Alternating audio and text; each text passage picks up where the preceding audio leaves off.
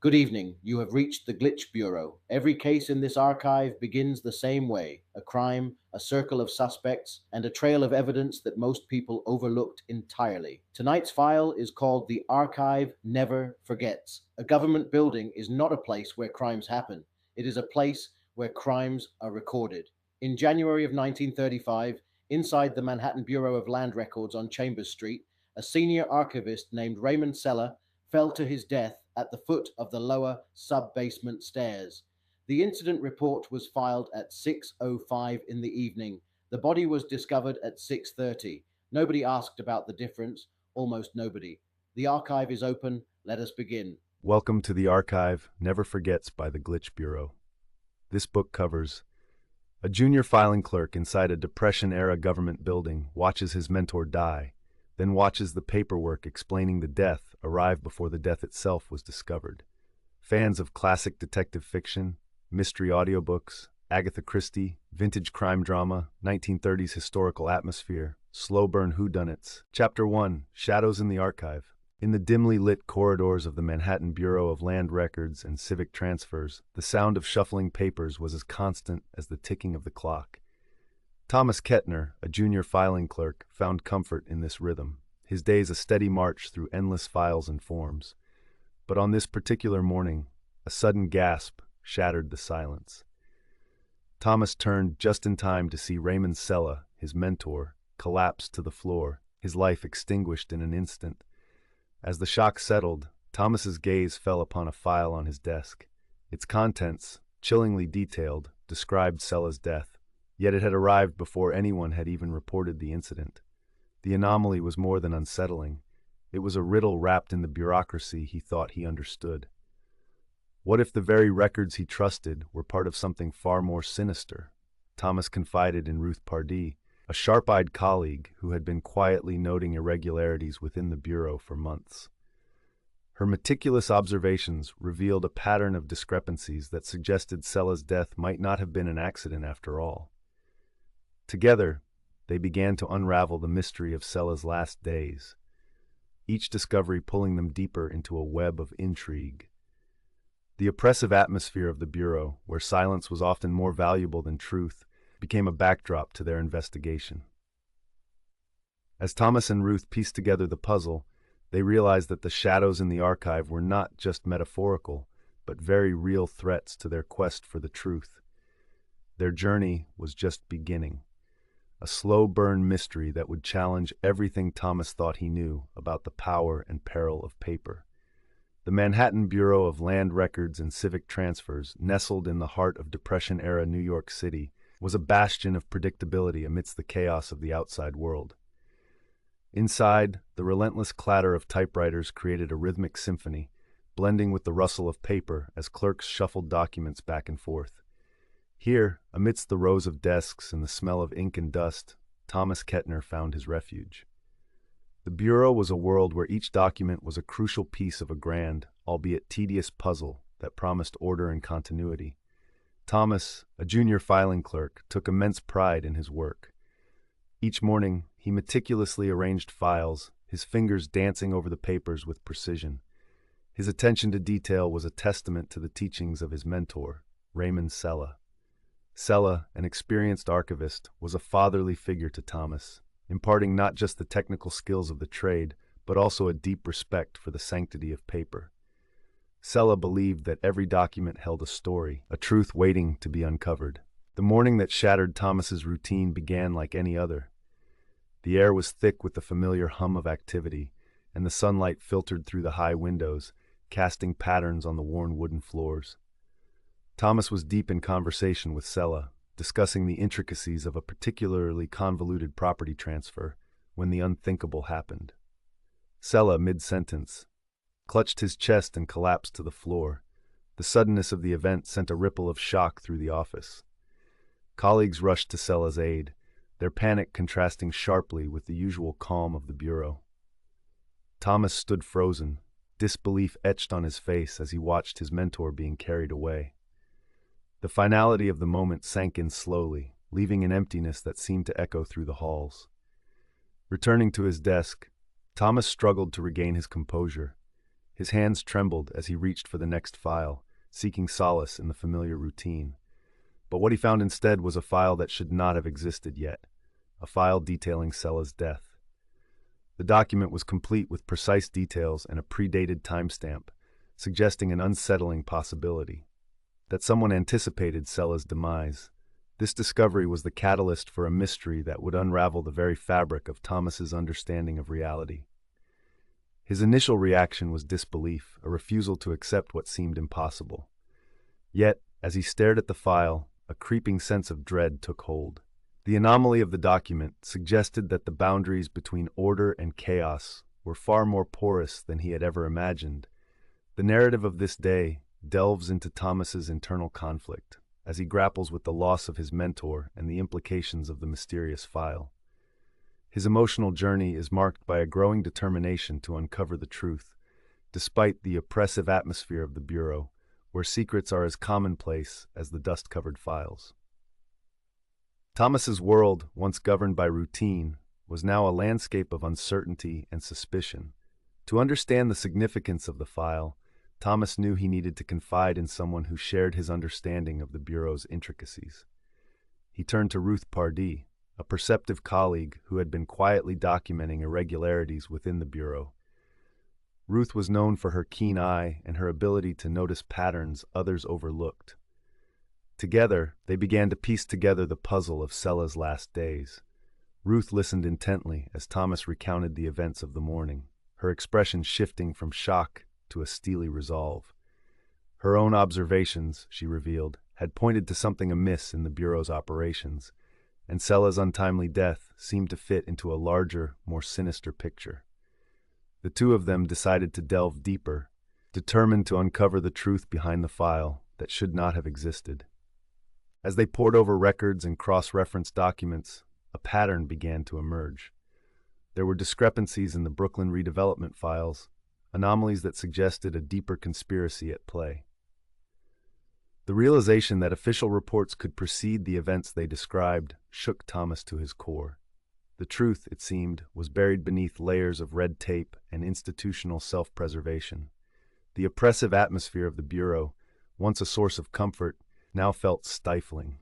Thomas and Ruth found themselves navigating a labyrinth of secrecy, where silence was currency and the truth was a dangerous commodity.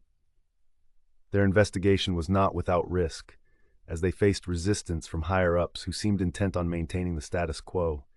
Yet, amidst the shadows, they found an unexpected ally in Calvin Marsh, a procedural investigator with a reputation for uncovering systemic flaws.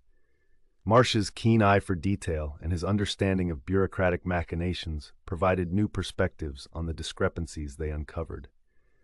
Together, the trio formed an unlikely alliance, united by a shared commitment to justice. The narrative seamlessly weaves Thomas's personal turmoil with the broader mystery, creating a sense of inevitability as events unfold. The chapter concludes with a poignant moment. Thomas, standing alone in the dimly lit archive room, clutching the file that has disrupted his routine and altered his path forever. This file, once a symbol of routine and order, now represented the chaos and uncertainty that had invaded his world. The stage was set for a larger narrative, one that would explore the oppressive atmosphere of the Bureau and the shadows lurking within its archives. The core mystery had been introduced, and Thomas's emotional journey was just beginning. As he stood in the quiet solitude of the archive room, he realized that the quest for truth was not just about solving a mystery. It was about reclaiming the narrative and challenging the systems that sought to conceal it. In the days that followed, Thomas's determination to uncover the truth only grew stronger. The weight of his mentor's legacy and the mysterious file drove him forward, even as the path became increasingly treacherous. The Bureau, once a place of refuge, had become a battleground where the past refused to remain silent, and where the quest for justice required not just courage, but an understanding of the systems that sought to conceal it. This chapter sets the stage for a gripping tale of intrigue and perseverance, where the past refuses to remain silent, and where the quest for justice becomes a battle against time and institutional inertia. It challenges the notion of completion as truth, and invites readers to question the narratives constructed by those in power. Through its richly detailed setting and complex characters, the story offers a compelling exploration of the intersection between history, memory, and the enduring power of the written word. The dimly lit office buzzed with an unsettling energy, a stark contrast to the usually subdued hum of the Manhattan Bureau of Land Records and Civic Transfers. The sudden collapse of Raymond Sella had sent ripples through the corridors, leaving a palpable tension in its wake. Thomas Kettner, still grappling with the shock of witnessing his mentor's demise, found himself drawn to his desk, a sanctuary amidst the chaos. The familiar stack of paperwork awaited him, each file a testament to the Bureau's relentless pursuit of order. Yet as he sifted through the documents, one file stood out, a file that should not exist. It bore the details of Sella's death, time-stamped before the tragic event had unfolded. Thomas's heart pounded in his chest as he reread the document, each line challenging his grip on reality. How could this be? Who had placed it there? His hands trembled as he clutched the file, the weight of the discovery threatening to unravel his perception of the world around him. It was a moment of disbelief, a refusal to accept the impossible. Yet, as the initial shock subsided, it was replaced by a steely determination. Thomas resolved to uncover the truth, to delve into the shadows of the Bureau and bring to light the secrets it harbored. As the day wore on, the atmosphere in the office shifted. Every glance, every whispered conversation seemed laden with hidden meaning. Thomas observed his colleagues with newfound suspicion, noting the subtle hierarchies and unspoken rules that governed their interactions. The Bureau, once a place of routine comfort, now felt oppressive and labyrinthine, its corridors echoing with the whispers of conspiracy. Amidst this growing unease, Thomas sought out Ruth Pardee, a colleague known for her keen observations and meticulous note-taking. Their conversation was a delicate dance of trust, as Thomas revealed the existence of the predated file. Ruth's response was a mix of intrigue and concern, her analytical mind already piecing together potential explanations. Together, they began to sketch a timeline of Sella's final days, cross-referencing the contents of the mysterious file with Ruth's own observations. Their collaborative effort highlighted a growing camaraderie, a shared sense of purpose that bound them in their quest for answers. They identified discrepancies in Sella's recent activities, noting the presence of unfamiliar faces within the Bureau in the days leading up to his death. Each discovery added a new layer to the mystery, deepening their resolve to uncover the truth. As they delved deeper into the archives, the sense of foreboding intensified. The file, once a source of confusion, now served as a map guiding them through the shadows of the Bureau. They unearthed a pattern of predated documents and questionable land acquisitions, each revelation raising the stakes and hinting at a deeper conspiracy. Thomas and Ruth's investigation was not without its challenges. They faced resistance from higher-ups, the bureaucratic maze proving a formidable adversary. Silence was currency within the Bureau, and truth was buried beneath layers of red tape and institutional self-preservation. Yet, their determination never wavered, their resolve only strengthened by the obstacles they encountered. As the chapter drew to a close, Thomas and Ruth stood at the precipice of a deeper conspiracy. The file that had once been a source of confusion now served as a beacon, guiding them through the shadows of the Bureau. They prepared to delve further into the archives, their resolve unshaken by the challenges that lay ahead. The sense of foreboding lingered, setting the stage for the unraveling mystery that awaited them. The unseen paper trail is a pivotal moment in Thomas's journey, establishing the stakes and engaging readers with its blend of suspense and intrigue. It invites readers to question the narratives constructed by those in power, to delve into the shadows and uncover the truth hidden within the Bureau's walls. As Thomas and Ruth prepare to delve further into the archives, the sense of foreboding intensifies, setting the stage for the unraveling mystery that lies ahead. The chapter not only sets the tone for the unfolding mystery, but also highlights the importance of vigilance in a world where the past refuses to remain silent. It challenges the notion of completion as truth, inviting readers to question the narratives constructed by those in power. Through its richly detailed setting and complex characters, The Unseen Paper Trail offers a compelling exploration of the intersection between history, memory, and the enduring power of the written word. In the days that followed, Thomas and Ruth's investigation took on a life of its own. They pored over records, cross-referencing documents, and piecing together the puzzle of Sella's last days. Their efforts were meticulous, each discovery a testament to their growing understanding of the Bureau's inner workings. They uncovered a pattern of predated documents, each one raising questions about the integrity of the records they had long trusted. The discrepancies in Sella's recent activities hinted at a deeper conspiracy, one that reached far beyond the confines of the Bureau. It was a revelation that shook them to their core, challenging their understanding of the world around them. Yet, even as they unearthed these unsettling truths, they faced resistance from those in power. The Bureau's silence was deafening, its corridors echoing with the whispers of conspiracy. Thomas and Ruth knew they were treading dangerous ground, their quest for answers threatening to unravel the very fabric of the institution they had long served. Despite the challenges they faced, their resolve never wavered. They were driven by a shared sense of purpose, a determination to uncover the truth and bring to light the secrets hidden within the Bureau's walls. Their investigation was a testament to the power of perseverance, a reminder that even in the face of adversity, the quest for justice must never be abandoned. As they delved deeper into the archives, the sense of foreboding intensified. Each discovery added a new layer to the mystery, drawing them ever closer to the heart of the conspiracy. The file that had once been a source of confusion now served as a guide, leading them through the shadows and into the light of truth. The chapter concludes with Thomas and Ruth standing at the precipice of a deeper conspiracy. Their investigation has uncovered a web of intrigue that stretches far beyond the confines of the Bureau, hinting at a corruption that threatens to unravel the very fabric of the institution they have long served. As they prepare to delve further into the archives, the sense of foreboding lingers, setting the stage for the unraveling mystery that lies ahead. The unseen paper trail is a testament to the power of perseverance and the enduring quest for justice. It invites readers to question the narratives constructed by those in power, to delve into the shadows and uncover the truth hidden within the Bureau's walls.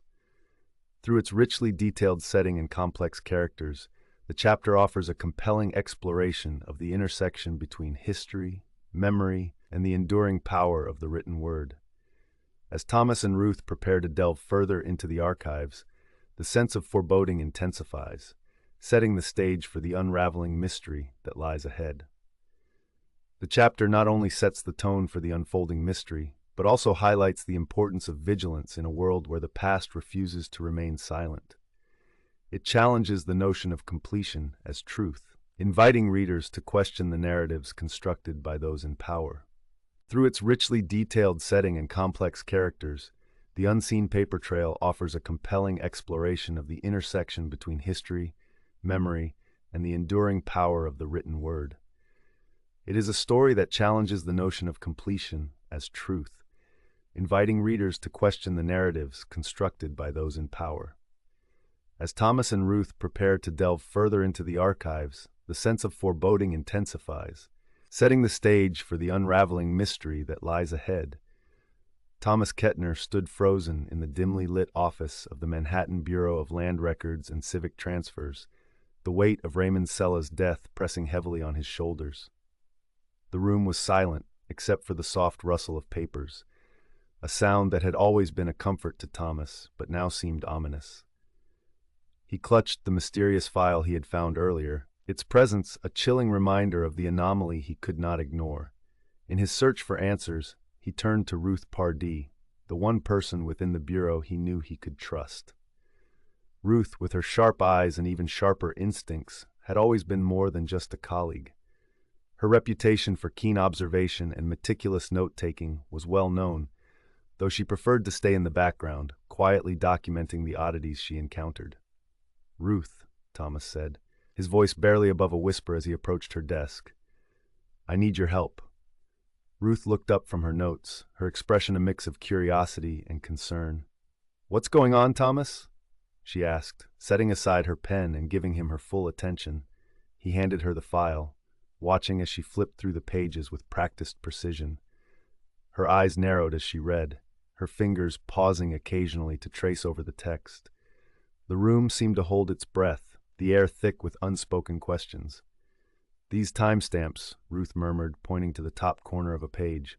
"They don't add up, and the language used here, it's not standard protocol."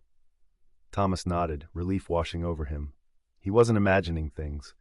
"I thought the same, and look at the signatures. They seem off, don't they?" Ruth nodded, her expression grave. "They're definitely forged, and the routing of this document, it's unusual to say the least." As they continued to examine the file, Ruth's attention to detail revealed subtle clues that Thomas had initially overlooked. Her observations were like threads, weaving a tapestry of intrigue that hinted at a broader conspiracy.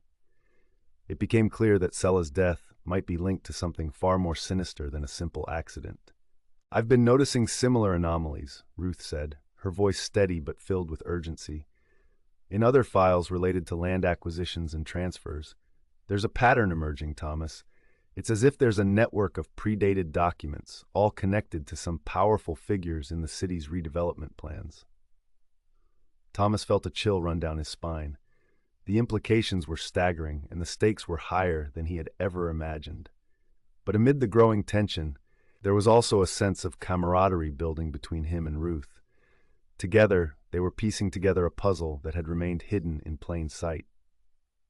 "We need to be careful," Ruth cautioned, her eyes meeting his with a seriousness that matched the gravity of their situation. "If we're right, we're dealing with something much bigger than we anticipated." Thomas nodded, his resolve strengthening. "We have to keep digging. We owe it to Sella and to ourselves." Their investigation took them deeper into Ruth's collection of notes and observations. Each file they examined seemed to confirm their suspicions, revealing a network of corruption that reached into the highest echelons of the city's power structure. The Bureau's mundane operations were a facade, concealing a web of deceit that threatened to ensnare anyone who dared to uncover it. "Look at this," Ruth said, pointing to another document. "These transactions, they don't follow the usual procedures. It's as if they're trying to hide something." Thomas leaned closer, his eyes scanning the page. "You're right, and these names, they keep popping up in different contexts. It's like they're all connected somehow." As they worked side by side, Thomas began to see Ruth not just as a colleague, but as a crucial ally in unraveling the truth. Her insights were invaluable, and her determination matched his own. Together, they were a formidable team, driven by a shared desire to uncover the corruption that had claimed Sella's life. "Do you think Sella knew about all this?" Thomas asked, his voice tinged with a mix of hope and dread. Ruth paused, considering the question.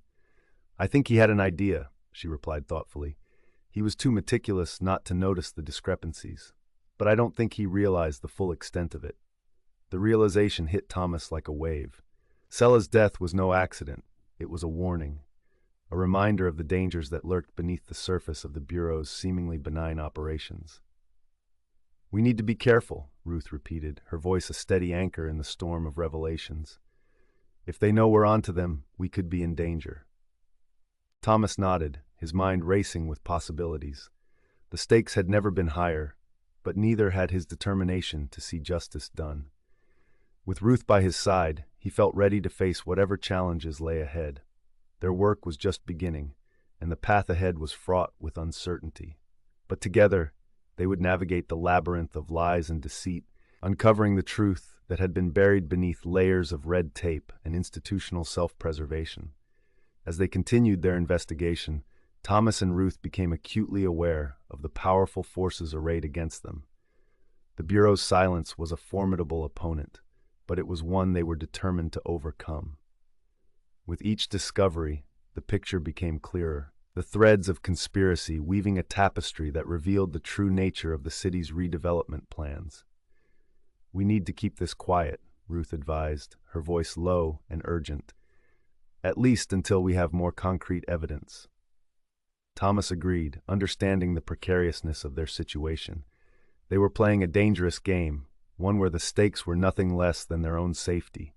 But the truth was worth the risk, and they were committed to seeing it through. As the chapter drew to a close, The bond between Thomas and Ruth had solidified into a partnership forged in the crucible of shared danger and mutual trust. Their collaboration marked a turning point for Thomas, who now saw Ruth not just as a colleague, but as a vital ally in the quest for justice. "We'll get to the bottom of this," Thomas vowed, his voice filled with quiet determination. Ruth nodded, her eyes reflecting the same resolve. Together. Their journey was far from over, but they were ready to face whatever challenges lay ahead. With each revelation, the mystery deepened, the stakes grew higher, and the shadows within the Bureau's archives loomed larger. But Thomas and Ruth were undeterred, driven by a shared commitment to uncover the truth and honor the memory of their fallen mentor. As they prepared to delve even deeper into the conspiracy, they knew that the road ahead would be fraught with danger. But armed with their growing knowledge and unwavering resolve, they were ready to confront the powerful forces that sought to keep the truth hidden. The archive never forgets, and neither would they. Chapter 2, Threads of Conspiracy. Thomas Kettner peered through the dust-laden stacks of yellowed documents, his mind racing with the implications of their latest discovery. The air was thick with the musty scent of aged paper, and the dim light cast long shadows that seemed to echo the secrets hidden within the archives. Calvin Marsh, the procedural investigator, leaned over a table, his eyes scanning the files with a practiced intensity. "This pattern of predated documents," he began, "it's more than just an oversight. It's a deliberate manipulation." His voice carried the weight of certainty, each word a thread pulling them deeper into the web of conspiracy. Ruth Pardee, her fingers deftly flipping through pages, nodded in agreement. "These land acquisitions in Brooklyn," she added, "they're too coincidental, each one tied to a name that seems to disappear the moment you try to trace it." Her observations were sharp, cutting through the layers of obfuscation like a scalpel. The trio's discoveries were unsettling, each revelation a piece of a puzzle that painted a picture of corruption reaching far beyond their initial suspicions. Yet, as they delved deeper, resistance from higher-ups grew palpable. The Bureau's corridors echoed with an unspoken warning, a reminder that silence was the currency of survival. The labyrinth of bureaucracy, with its endless forms and red tape, became their adversary. But Thomas, Ruth, and Calvin pressed on, driven by a shared conviction that the truth must be uncovered, no matter the cost. It was essential to navigate this maze with caution, for each step forward threatened to unravel not just the conspiracy, but their own safety. As they pieced together the threads of deceit, the stakes rose, drawing them ever closer to a dangerous truth that refused to stay buried. The dim light of the Manhattan Bureau of Land Records and Civic Transfers cast long shadows across the room as Thomas Kettner and Ruth Pardee sat hunched over the Brooklyn redevelopment files. The air was thick with the scent of old paper and a hint of frustration that had settled over them like a fog. They had been at it for hours, eyes scanning over columns of numbers and signatures, searching for answers that seemed to slip through their fingers like sand. Thomas rubbed his temples, feeling the weight of the inconsistencies they had uncovered, but unable to piece them together into a coherent narrative. Ruth, ever perceptive, tapped her pencil against the desk, her mind racing as she tried to connect the dots. It was as if they were trapped in a maze of bureaucracy, each turn leading them to another dead end. Into this scene of quiet desperation walked Calvin Marsh, a procedural investigator whose reputation had reached them long before he did. Marsh was a man of few words, but his presence spoke volumes. He carried with him an air of meticulous scrutiny, a quiet confidence that seemed to fill the room. Thomas watched him with a mixture of wariness and curiosity, unsure whether this new arrival would be a friend or yet another obstacle in their path. Ruth, on the other hand, sensed something different in Marsh. There was a methodical nature to his approach that resonated with her own. She shared with him the peculiarities they had found, the predated documents, the rapid approvals of land acquisitions that seemed too convenient to be legitimate. Marsh took the files, his eyes moving swiftly over the pages. It was as if he could see beyond the ink, into the very motives of the people who had signed these documents. He pointed out patterns that had eluded both Thomas and Ruth, systemic flaws that spoke of a deeper conspiracy. There was a particular clerk's signature that appeared too frequently on questionable documents, a detail that Marsh noted with a sharpness that cut through the fog of confusion. As Marsh's insights began to illuminate the depth of the conspiracy, the atmosphere in the room shifted. Thomas, who had been grappling with the moral implications of his mentor's death, felt a renewed sense of purpose. Marsh's revelations were not just about the technicalities of the files. They were about understanding the human motives behind the bureaucratic facade. This was a game of power and control, and the stakes were higher than Thomas had imagined. Ruth, too, felt invigorated. Her observations had been validated, and the prospect of uncovering the truth was no longer a distant hope, but a tangible possibility. The trio, now united by a common goal, found themselves in the dimly lit archives, surrounded by towering stacks of files. It was here, amidst the dust and silence, that they began to piece together the puzzle. Marsh's presence was a catalyst, propelling their investigation forward. His insights revealed that the conspiracy was not merely about land and money, it was about the control of resources and influence over the city's future. The implications reached far beyond the Bureau, touching on the very fabric of the city's redevelopment plans. As the trio worked, a sense of urgency grew. The danger they faced was real, and the closer they got to the truth, the more precarious their position became. Marsh warned them of the potential repercussions of their discoveries, a foreboding that hung over them like a specter. They were left with a choice: to continue their investigation at great personal risk, or to walk away and preserve their safety. This decision point was pivotal. It set the stage for the challenges and revelations that would follow. The investigators' insight was not just a turning point in their investigation, it was a transformation for Thomas. No longer a passive observer, he became an active participant in the quest for truth, driven by a determination to honor his mentor's legacy and uncover the corruption that had claimed his life. The emotional journey of this subchapter was marked by a growing sense of camaraderie and resolve. The bond between Thomas, Ruth, and Marsh deepened as they faced the mounting challenges together. The stakes were raised, and with each new discovery, the tension escalated. As the chapter drew to a close, the trio stood on the precipice of a deeper conspiracy, one that threatened not just their safety, but the very integrity of the city they called home.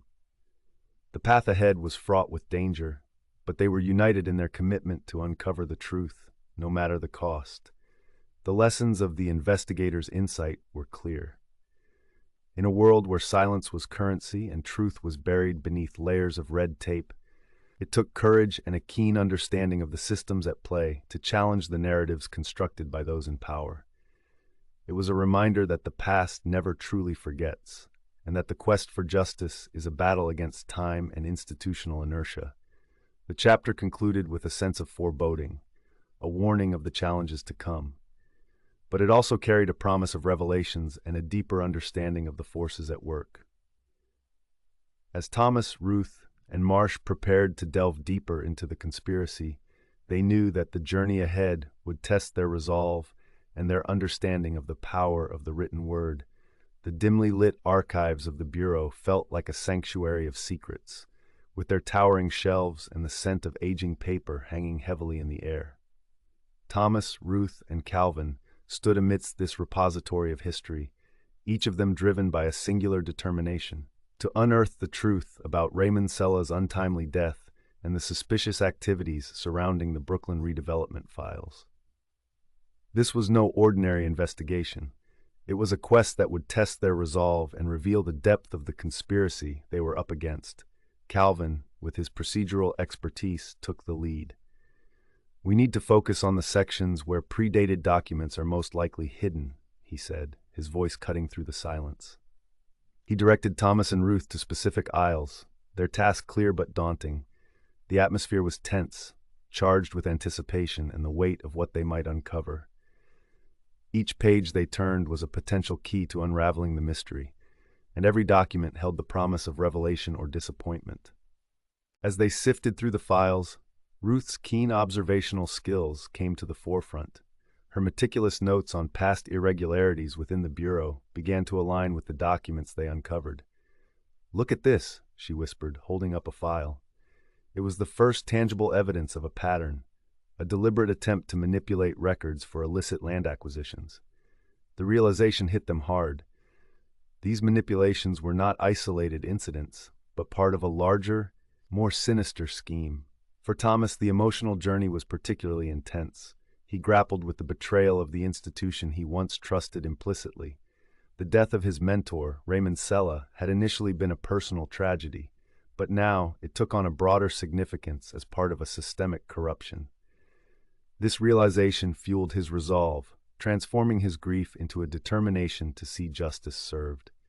"We can't let this go," he said, his voice steady with newfound purpose. "Sella's death means more than we ever imagined." The narrative tension escalated as they discovered a particularly damning document, a land deed predated by several months, implicating high-ranking officials in the scheme. This revelation was both a breakthrough and a harbinger of the danger they faced. The stakes were raised as they understood the powerful adversaries they were up against, individuals who would stop at nothing to protect their interests. "We're dealing with some dangerous people," Calvin noted, his tone grave. "We need to be careful." The subchapter concluded with a sense of urgency and looming peril. The trio, now more aware of the risks, had to decide their next steps carefully. They were aware that their discovery had placed them in the crosshairs of those who valued silence over truth. Yet their resolve was unshaken. They were committed to bringing the conspiracy to light, no matter the cost. "We have to keep going," Ruth insisted, her eyes meeting Thomas's with determination. "For Sella, and for everyone else who's been hurt by this." Unearthing the past was essential in the narrative arc, providing crucial insights into the conspiracy while deepening the character's development. It bridged the initial discovery of the conspiracy with the impending confrontation, setting the stage for the climactic events to follow. The subchapter's blend of tension, revelation, and character growth ensured that readers remained engaged, eager to follow Thomas, Ruth, and Calvin as they navigated the dangerous path towards uncovering the truth.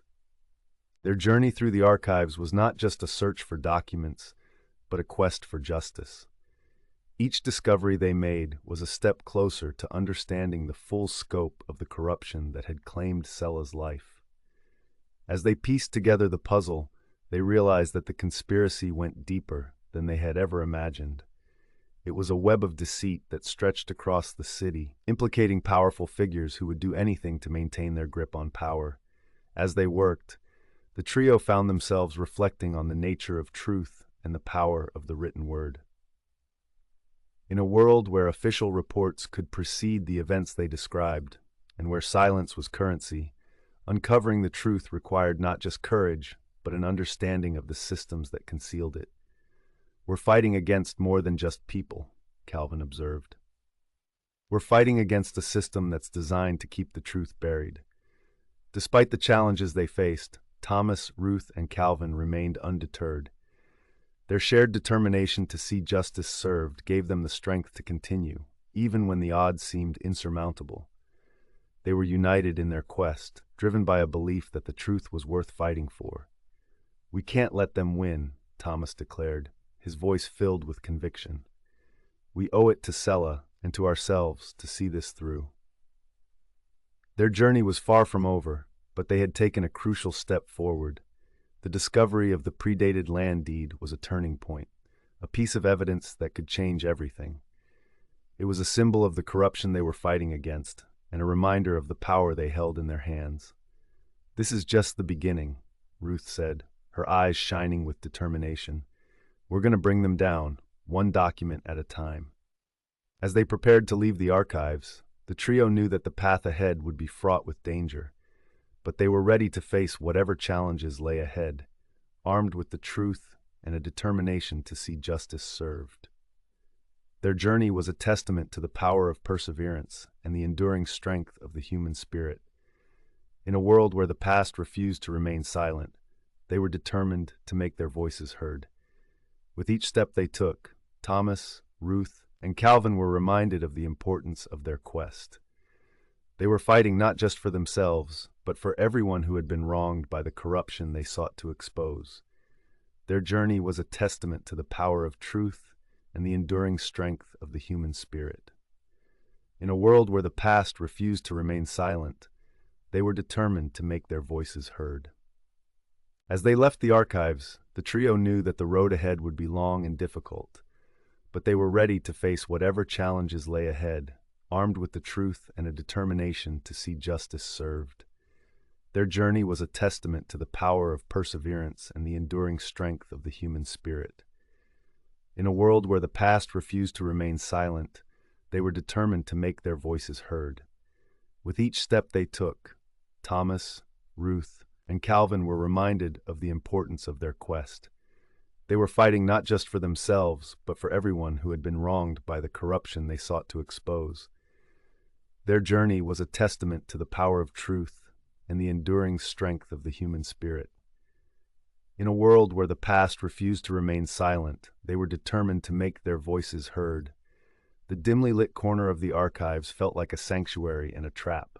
Thomas Kettner, Ruth Pardee, and Calvin Marsh huddled close, their whispered conversations barely audible over the rhythmic clatter of typewriters echoing through the corridors of the Manhattan Bureau of Land Records and Civic Transfers. The air was thick with the weight of unspoken truths, a palpable tension that seemed to seep into the very walls around them. Thomas, a junior filing clerk with a keen sense of duty, found himself at the heart of a mystery that threatened to unravel everything he thought he knew about his work and the institution he served. His mentor, Raymond Sella, had died under suspicious circumstances, and the official paperwork surrounding his death had arrived before the event itself was discovered.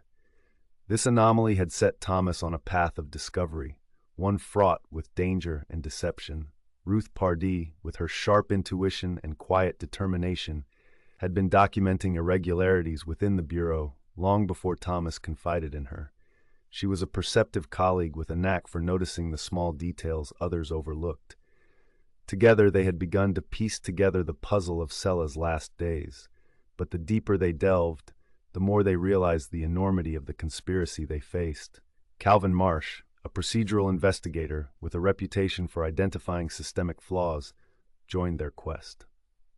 His expertise was invaluable as he guided Thomas and Ruth through the labyrinth of bureaucratic paperwork, teaching them to recognize the subtle cues of obstruction and deception. Calvin's insights revealed a pattern of silence, a deliberate effort to bury the truth beneath layers of red tape and evasive responses. As they sifted through dusty files, the trio encountered a series of roadblocks: missing documents, redacted reports, and colleagues who were either complicit or too fearful to speak. Each discovery added to the mounting tension, underscoring the danger of their quest. They were aware that their investigation had not gone unnoticed, and the pressure from their superiors was palpable. Thomas grappled with an internal struggle, the realization that the institution he once trusted was complicit in a web of deceit weighing heavily on him.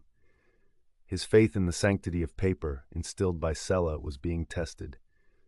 Ruth, ever the counterbalance, urged him to persevere despite the overwhelming odds. Her quiet strength and unwavering resolve served as a beacon in the murky waters of their investigation. Calvin, pragmatic and strategic, reminded them of the importance of patience in their pursuit of justice. "We must tread carefully," he cautioned, his voice barely above a whisper. "Push too hard, and we'll alert those who wish to keep this buried, but move too slowly, and we risk losing everything." The narrative tension escalated when they stumbled upon a critical piece of evidence, a memorandum hinting at a clandestine meeting between high-ranking officials and real estate magnates scheduled just days before Sella's death. This revelation was a turning point, propelling them into a race against time. They needed to act quickly before the evidence was permanently erased or they were silenced. As they plotted their next move, Thomas received an anonymous note slipped under his door. The message was chilling in its simplicity. "Cease your inquiries if you value your life." This ominous warning reinforced the perilous nature of their investigation, a stark reminder of the forces aligned against them. In the dim light of the archives, the trio knew they were on the brink of something significant. The past was both a weapon and a shield, and the battle for truth was fought not with guns, but with words and wits. They were inching closer to uncovering the truth hidden beneath layers of bureaucratic silence, each step fraught with danger and uncertainty. The Bureau's silence was a formidable adversary, but Thomas, Ruth, and Calvin were determined to break through it. They understood that the stakes were high, not just for themselves, but for the integrity of the institution they served. Their courage and resilience would be tested, but they were prepared to face whatever lay ahead. As the subchapter drew to a close, the tension was palpable, a cliffhanger that left readers on the edge of their seats. The stage was set for the ensuing confrontation, a battle that would test the limits of their resolve and the strength of their convictions. In this world where silence was currency, they were determined to make their voices heard, to shine a light on the truth buried beneath the ink. In the Bureau's silence, readers are drawn into a world of intrigue and deception, where the past refuses to remain silent, and the quest for justice becomes a battle against time and institutional inertia. The subchapter is essential in building the suspense and deepening the conspiracy, highlighting the courage and resilience of our protagonists as they inch closer to uncovering the truth hidden beneath layers of bureaucratic silence. The narrative weaves through the foggy streets of Lower Manhattan, capturing the atmosphere of a city struggling to maintain order amidst chaos. It is a tale of intrigue and perseverance, where the past refuses to remain silent, and where the quest for justice becomes a battle against time and institutional inertia. Through its richly detailed setting and complex characters, the chapter offers a compelling exploration of the intersection between history, memory, and the enduring power of the written word. Chapter 3, The Truth Beneath the Ink. The dim light of the Bureau flickered above, casting shadows that danced upon the stacks of yellowed documents. Thomas Kettner, heart-pounding, clutched the file that could unravel everything. The whispers of paper rustled like secrets waiting to be told, and he knew this was the moment of truth. As he pieced together the tangled web of Sella's death, the realization hit him like a cold gust from the East River. The very ink on these pages held power over men and their fortunes. With Ruth and Calvin by his side, Thomas approached the polished oak doors where the city's power brokers convened. Inside, the air was thick with the scent of cigar smoke and ambition. It was here that he would confront the orchestrators of the conspiracy, armed not with weapons, but with the damning evidence meticulously documented by Sella. The room fell silent as Thomas laid out the papers, each one a testament to the corruption hidden beneath the guise of urban progress. "These records speak for themselves," Thomas declared, his voice steady despite the stakes. The silence was palpable, the weight of truth undeniable. As the conspirators squirmed, Thomas felt a surge of purpose. He was no longer just a clerk. He was a guardian of history, a defender of justice. In that moment, Thomas understood the legacy of his mentor, the written word's power to challenge and change. The confrontation ended not with a shout, but with the quiet triumph of truth over deceit. As he left the room, Thomas felt a renewed sense of duty. The archives were more than a repository of the past. They were a beacon for the future, reminding him that justice, though often obscured, was always within reach for those who dared to seek it. The dim light of the archive cast long shadows across the room as Thomas, Ruth, and Calvin huddled together, their faces illuminated by the soft glow of a single desk lamp. The air was thick with anticipation and the faint scent of aged paper, a testament to the decades of history contained within these walls. This was their sanctuary and battleground, a place where secrets whispered through the creases of yellowed documents and revelations lay buried beneath layers of dust and ink. Thomas, once a timid clerk, now stood resolute, his eyes scanning the newly unearthed documents spread before them. Each page was a piece of the puzzle, a fragment of the truth they had been chasing, a truth that had eluded them through bureaucratic fog and institutional silence. The transformation in Thomas was palpable. No longer the passive observer, he had become an active seeker of justice, driven by the memory of his mentor, Raymond Sella. Sella had been more than a mentor. He was a beacon of integrity in a world where such virtues were often overshadowed by personal gain. Ruth, with her sharp intellect, was the analytical backbone of their team. Her eyes darted between the papers, connecting dots with a precision that came naturally to her. She had always been the one to notice the small details, the inconsistencies that others overlooked. Her talent for observation was invaluable, and it was her meticulous notes that had often guided their investigation out of the shadows. Calvin, the procedural investigator, brought a different kind of expertise. His understanding of legal jargon and bureaucratic obfuscation was crucial in deciphering the layers of red tape that had long concealed the truth. He was the one who could see through the legal smoke screens, identifying the cracks where the truth could seep through. The trio's discovery was monumental, a set of documents that linked Sella's untimely death to a shadowy network of influential city officials and unscrupulous developers. This was the culmination of their painstaking research, and the weight of it was palpable. The realization that they were on the brink of exposing a conspiracy sent a shiver down Thomas's spine. They had uncovered a document that served as a smoking gun, an incriminating record that tied the conspiracy directly to a prominent city official.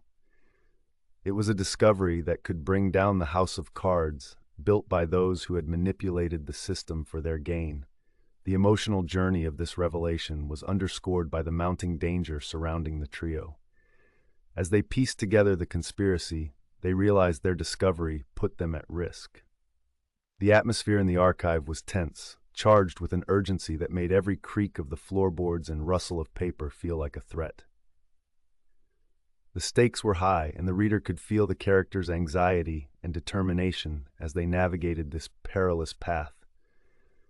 The narrative built suspense through a series of tense encounters with hostile bureaucrats and mysterious threats. Each interaction was a reminder of the powerful forces arrayed against them, forces that would stop at nothing to protect their interests. The oppressive weight of bureaucracy hung over them like a storm cloud, ready to unleash its fury should they step out of line. As the narrative unfolded, the plot flowed logically, each revelation a natural progression of the clues laid out in previous chapters. The storytelling tone remained consistent, capturing the essence of a slow-burn whodunit with its methodical pacing and rich atmospheric detail. The reader was immersed in the 1930s historical setting, with vivid descriptions of the archive's dusty corridors and the oppressive weight of bureaucracy. The characters were poised at the precipice of a moral and physical battle, armed with the truth and ready to challenge the powerful figures who had manipulated the system for their gain. The stage was set for the climactic confrontation that would define the next subchapter. This subchapter was essential, as it crystallized the themes of justice, courage, and the enduring power of the written word, paving the way for a resolution that would resonate with readers long after the final page was turned. Thomas leaned back in his chair, the gravity of their discovery settling over him like a heavy cloak. "We have to be careful," he said, his voice steady but laced with an undercurrent of fear. "This isn't just about us anymore. If we go public with this, we're taking on the entire system." Ruth nodded, her expression resolute. "We can't let them get away with it. Sella died for this. We owe it to him to see it through." Calvin glanced at the door, half expecting it to burst open at any moment. "We need to move quickly. Once they realize what we have, they'll come after us. We need to find a way to get this information out safely." The trio spent the next few hours devising a plan, their voices hushed in the quiet of the archive. They knew the risks they were taking, but the alternative, allowing the conspiracy to continue unchecked, was unthinkable. They had come too far, uncovered too much to turn back now. As they worked, the oppressive weight of the archive seemed to shift, the shadows receding as the first light of dawn crept through the windows. The city outside was waking up, oblivious to the battle being waged within these walls. But for Thomas, Ruth, and Calvin, the day ahead was fraught with uncertainty and danger. They were on the brink of something monumental, and the world as they knew it was about to change forever. By the end of this subchapter, the reader is left on the edge of their seat, the tension palpable as the trio prepares to confront the powerful figures behind the conspiracy. The stakes have never been higher, and the characters' courage and determination shine through as they stand ready to challenge the status quo. This chapter is a turning point in the narrative, setting the stage for the climactic confrontation that will ultimately determine the fate of the city and the legacy of Raymond Sella. Thomas Kettner stood in the dimly lit conference room, his heart pounding with a mixture of fear and determination. The room, usually a sterile space of bureaucratic deliberation, now felt like a battleground. The air was thick with tension, each breath a reminder of the high stakes. This was the moment they had been working towards, a confrontation that promised to unravel the conspiracy behind Raymond Sella's death and the tangled web of corruption threatening to consume the city.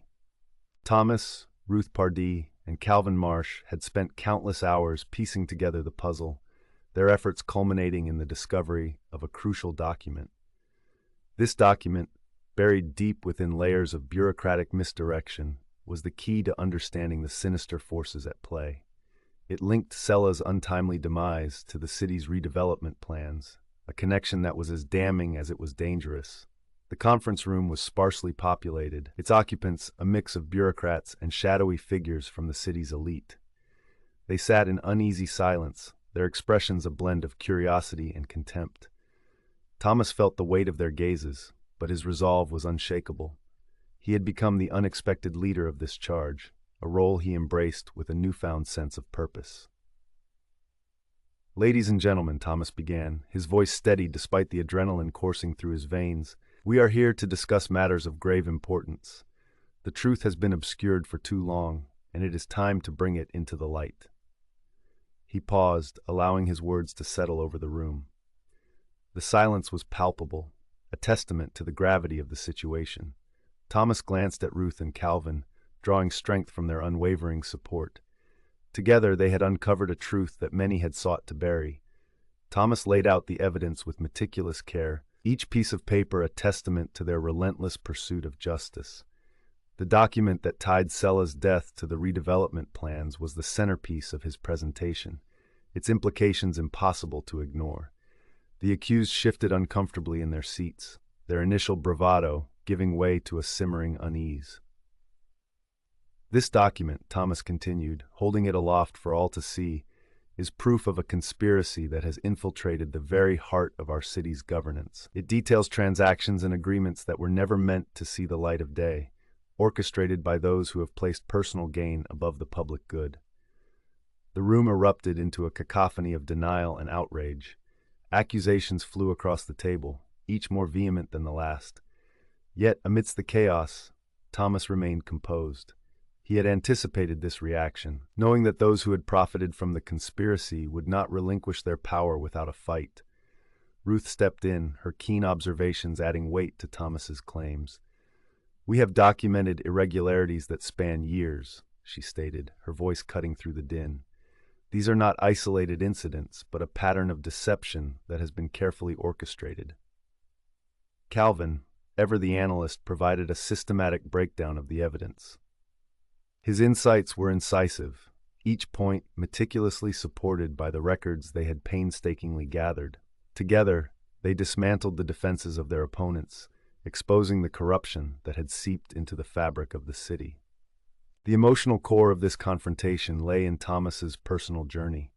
As he faced the architects of his mentor's downfall, he reflected on the lessons Sella had imparted about integrity, the power of the written word, and the moral imperative to seek truth. This was not just about justice for Sella. It was about reclaiming the values that the Bureau was meant to uphold.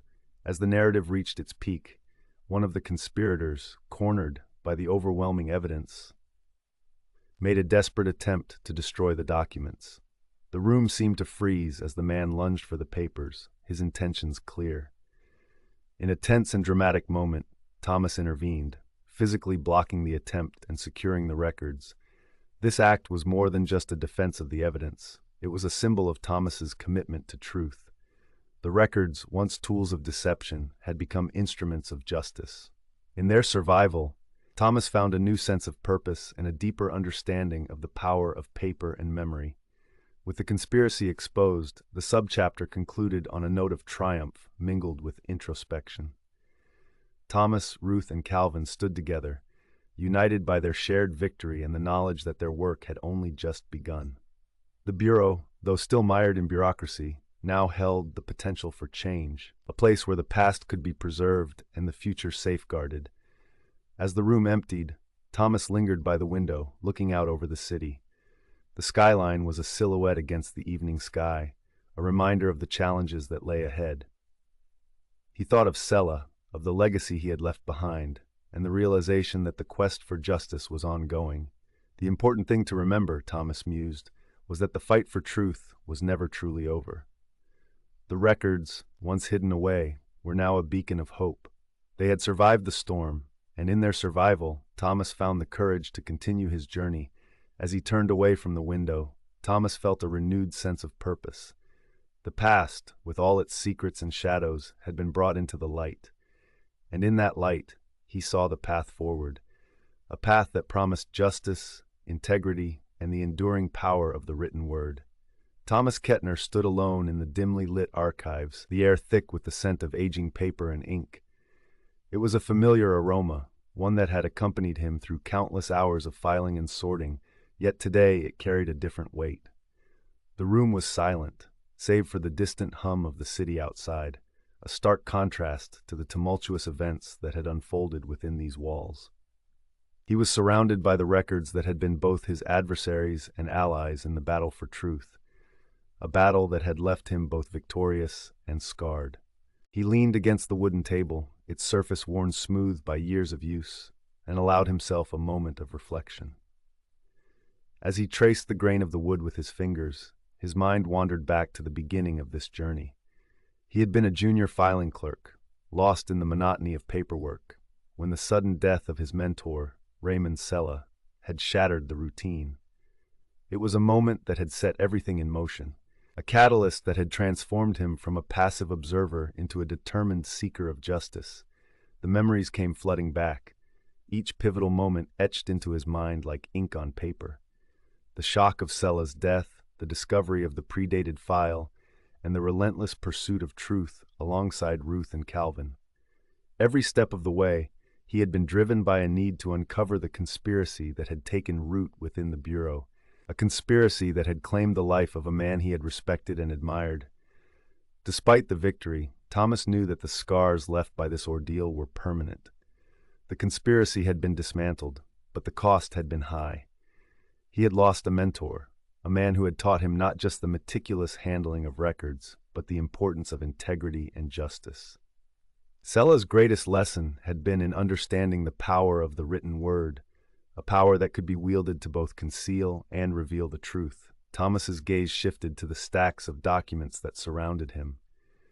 These papers had been instrumental in exposing the conspiracy, yet they also served as a reminder of the deception they had once concealed. This duality prompted a deeper contemplation of the role of archives and records in shaping history and memory. He pondered the legacy of his mentor, realizing that Sella's true gift lay in his unwavering commitment to the truth, a commitment that Thomas now shared. Amidst his reflection, the quiet determination of Ruth and Calvin brought a sense of solace. They joined him in the archives, their presence a testament to the enduring spirit of camaraderie and the shared commitment to truth. Together, they discussed the implications of their discoveries, the potential changes within the Bureau, and the personal transformations they had undergone. This conversation served as a bridge to the future, hinting at the possibility of reform and the continued vigilance required to prevent such corruption from taking root again. The three of them stood together, surrounded by the silent witnesses of their journey, the files and records that had been both their tools and their adversaries. As they spoke, the weight of what they had accomplished began to sink in. They had uncovered a conspiracy that had threatened to undermine the very foundation of the Bureau, and in doing so, they had upheld the principles of justice and integrity that Sella had championed. Thomas felt a renewed sense of purpose as he stood at the window, looking out at the bustling city beyond. The skyline was a testament to the ever-changing landscape of power and ambition, yet beneath it lay the constant, unyielding presence of the archives. He understood now that his role was not just to file and record, but to ensure that the truth remained accessible and unaltered by those who would seek to manipulate it. The events of the past few months had changed him, had forged him into someone who understood the weight of responsibility that came with handling the records of history. He was no longer just a clerk. He was a guardian of the truth, a custodian of memory. And as he stood there, with Ruth and Calvin by his side, he knew that they had become more than colleagues. They were allies in a shared mission to uphold the integrity of the Bureau. As the sun began to set, casting long shadows across the room, Thomas felt a sense of closure. The conspiracy had been exposed, the truth had been revealed, and justice had been served. Yet he knew that this was not the end. It was merely the beginning of a new chapter, one where vigilance and integrity would be more important than ever. He turned to Ruth and Calvin, a small smile playing on his lips. "We did it," he said quietly, the words carrying a weight that only they could understand. They nodded in agreement, their expressions a mix of relief and determination. Together, they had faced the darkness and emerged stronger, their bond forged in the fires of adversity. As they left the archives, Thomas took one last look at the room that had been the backdrop to their journey. It was a place of history and memory, a repository of secrets and truths. And as he closed the door behind him, he felt a sense of peace, knowing that the archive would continue to stand as a testament to the power of the written word and the enduring pursuit of justice. The chapter of justice and reflection encapsulated the emotional and thematic essence of their journey, offering a moment to pause and consider the enduring impact of their story. It served as a reminder that while the past may be recorded in ink and paper, it is the actions and integrity of individuals like Thomas that truly shape the future.